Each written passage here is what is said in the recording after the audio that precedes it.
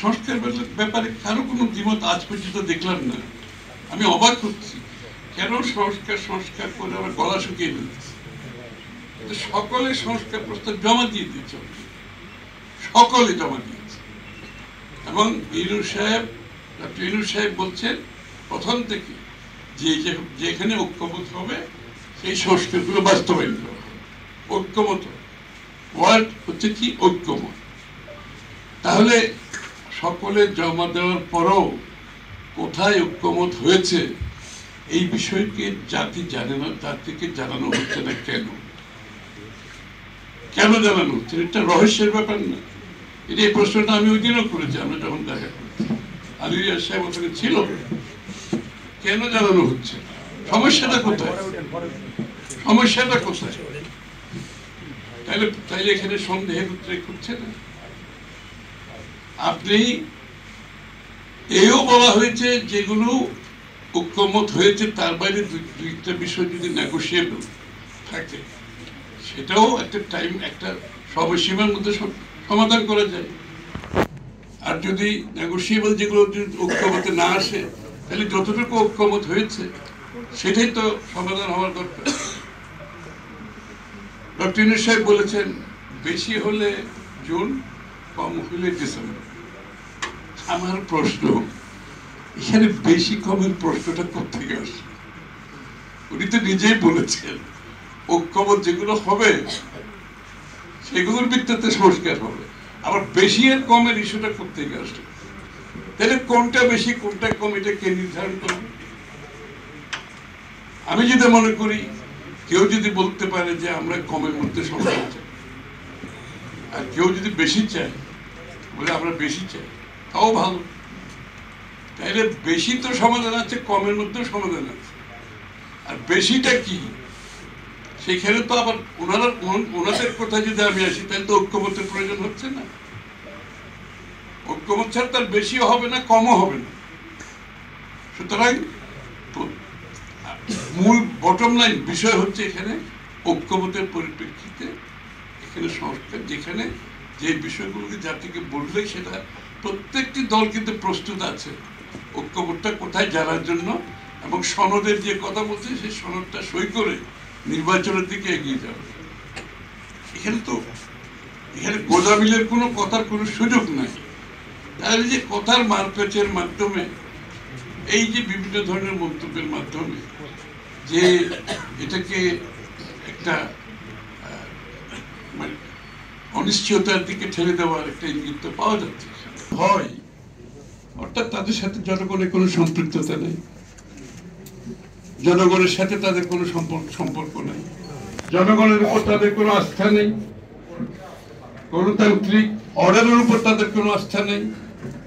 তাহলে এখানে আজকে বিভক্তি চাতা যারা গণতান্ত্রিক চায়, যারা জনগণের মালিকানা চায়, যারা জনগণের আস্থা নিয়ে রাজনীতিতে বিশ্বাসী, সমর্থন নিয়ে বিশ্বাসী, তাদের সাথে যারা অন্য পথে চলছে, যে শেখ হাসিনার পথে চলছে, শেখ হাসিনা নির্বাচন দিলে সে নির্বাচিত হবে না, এই জন্য নির্বাচন হবে না।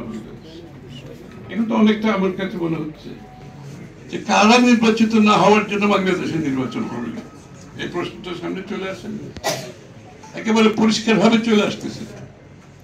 আর যেই সরকারের উপর সকলে আস্থা রেখেছে নিরপেক্ষভাবে, একটা নিরপেক্ষভাবে গণতান্ত্রিক অর্ডারে ফিরিয়ে নিয়ে যাবে, তাহলে কি তাদের নিরপেক্ষতা নিয়ে প্রশ্ন উঠছে না আজকে? তাহলে কি তাদের গণতান্ত্রিক অর্ডারে ফিরে যেতে কোনো দ্বিধাদ্বন্দ্ব আছে? নির্বাচন নিয়ে তাদের দ্বিধাদ্বন্দ্ব আছে, এবং নির্বাচনের বিপক্ষে সংস্কার আর বিচারের বিষয়টা নিয়ে আসার অর্থ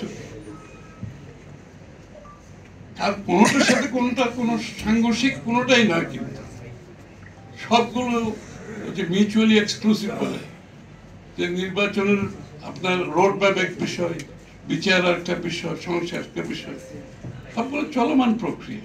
10 মাস পর আমি যদি এটাকে একটু অ্যানালিসিস করি, আমরা যদি একটু ফিরে তাকাই, তাহলে এই তিনটা শক্তি যারা আজকের সরকারকে দায়িত্ব দিয়েছে, তাদের মধ্যে আমি যদি একটা বলি, ছাত্র জনতার মধ্যে আজকে অবস্থানটা খুব একটা ছোট সংখ্যা আছে যারা অব্যাহতভাবে দল গঠন করেছে, যারা অব্যাহতভাবে সমর্থন দিয়ে যাচ্ছে ভালো মন্দ সব, কিন্তু বাকি যারা ছাত্রদের মধ্যে ছিল তারা কিন্তু তাদের অবস্থান, তারা কিন্তু একটা গণতান্ত্রিক প্রক্রিয়াতে ফিরে যাওয়ার জন্য তাদের আন্দোলন কিন্তু এখনো অব্যাহত। ছোট ফ্যাকশন যারা আজকে হয়তো অভ্যন্তরীণ এই অন্তর্বর্তীকালীন সরকারকে তারা যেহেতু একটা দল গঠন করেছে এবং তাদের এখানে এই জন্য হয়তো তারা আছে, কিন্তু বাকিরা কি বলছে বাকিটা শুনতে হবে যে যারা বসিতে তারা কি বলতে চান। দ্বিতীয় হচ্ছে রাজনৈতিক দল, রাজনৈতিক দলের মধ্যে বিএনপি সবচেয়ে বৃহত্তম না কি বলবো আমি জানি না, বিএনপি হচ্ছে সবচেয়ে বড় দল এবং বিএনপির সাথে আমরা যারা এখানে যুগপথে আমরা আন্দোলনে আছি সেখানে 42টি দল, তার বাইরে রহিন ভাইকে যারা আমাদের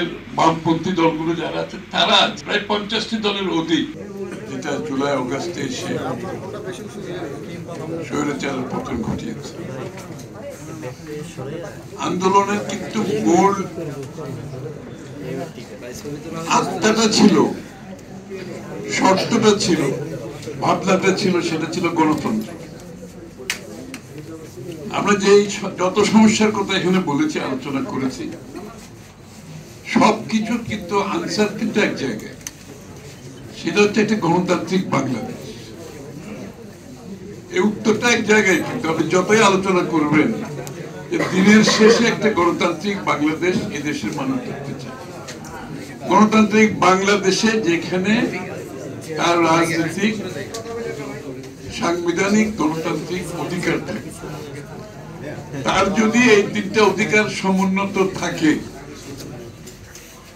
আসলে সব সমস্যার মূল কিন্তু সেই জায়গাটা। এই অধিকারহীন অবস্থায় বাংলাদেশ যেখানে এসেছে সেখানে আসার তো কথা ছিল না। রাজনীতিবিদদের ওইটা অনুধাবন করতে হবে, আগামীর রাজনীতি আগের রাজনীতির মতো হবে না। আগামীর রাজনীতি একটা সত্যিকার অর্থে পরিবর্তনশীল, মানুষের আকাঙ্ক্ষা পূরণের রাজনীতি করতে হবে। এবং যে সমস্ত রাজনীতিবিদ, রাজনৈতিক দল সেটা বুঝবে না, তাদের কোনো রাজনৈতিক ফিউচার নেই।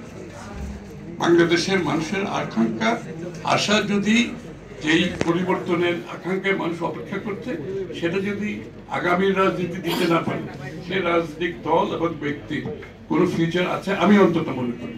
আস্তে আসতে পারবে তো সেখানে তো গণতন্ত্র হতে পারবে না।